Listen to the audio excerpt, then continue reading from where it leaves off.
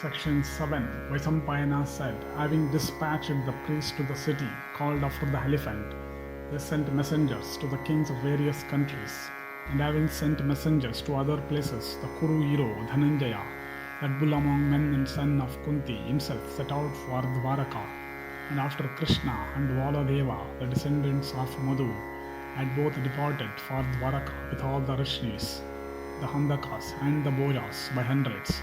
The royal son of the Dharashtra had, by sending secret emissaries, furnished himself with information of all the doings of the Pandavas, and learning that Krishna was on his way, the prince went to the city of Dwaraka by means of fine horses possessing the speed of the wind, and taking with him a small number of troops.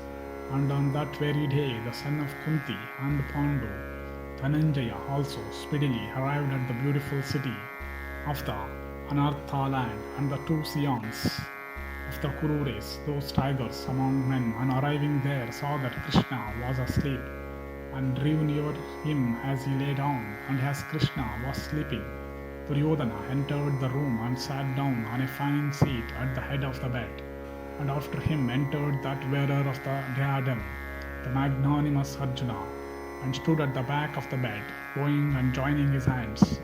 And when the descendant of Vrishnis, Krishna, awoke, he first cast his eyes on Arjuna, and having asked them as to the safety of their journey, and having fitly bestowed his greetings upon them, the slayer of Madhu questioned them as to the occasion of their visit.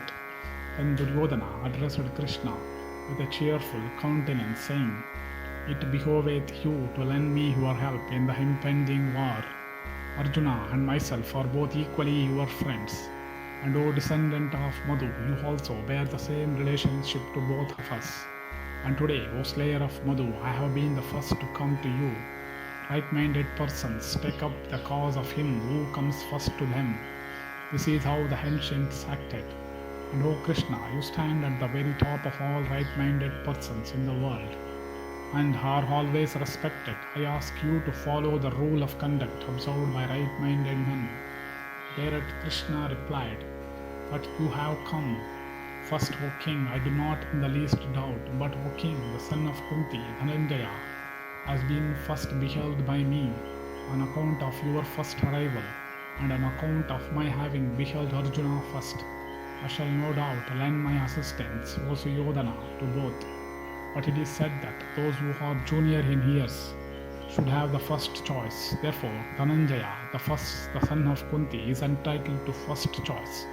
There is a large body of cowards numbering 10 crores, reveling me in strength, and known as the Narayanas, all of whom are able to fight in the thick of battle. These soldiers, irresistible in battle, shall be sent to one of you, and I alone resolve not to fight on the field, and laying down my arms will go to the other. You may, O son of Kunti, first select whichever of these two commands itself to you, for according to law you have the right to the first choice." Vaisampayana continued, thus addressed by Krishna, Dhananjaya, the son of Kunti, selected Keshava, who was not to fight on the battlefield. Even Narayana himself, the slayer of foes, increate, born among men at his own will, the foremost of all Kshatriyas, and above all the gods and Dhanavas. And Duryodhana selected for himself that entire army composed of the Narayanas. And O descendant of Virata, having obtained those troops numbering thousands upon thousands, he was exceedingly delighted, although he knew that Krishna was not on his side. And having secured that army, possessed of terrible prowess, Duryodhana went to the son of Rohini of great strength, and explained to him the object of his visit.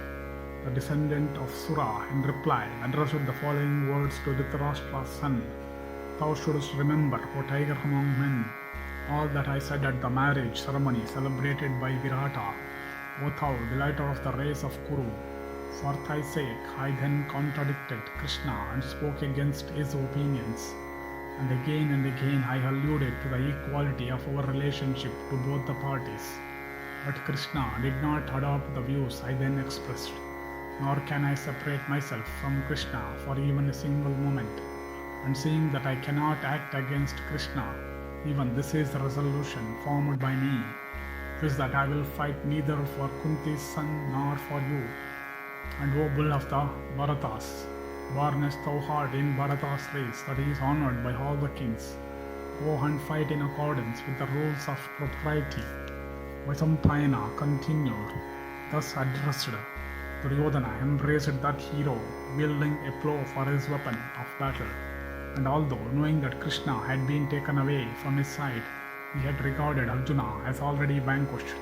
And the royal son of Dhritarashtra then went to Kritavarman, and Kritavarman gave him a body of troops, numbering an Akshoni, and surrounded by that military host, terrible to behold, the Kaurava marched forth delighting his friends. And after Duryodhana had departed, Krishna, the creator of the world, clad in yellow attire, addressed Kiritin, saying, for what reason is it that you have selected me who will not fight at all?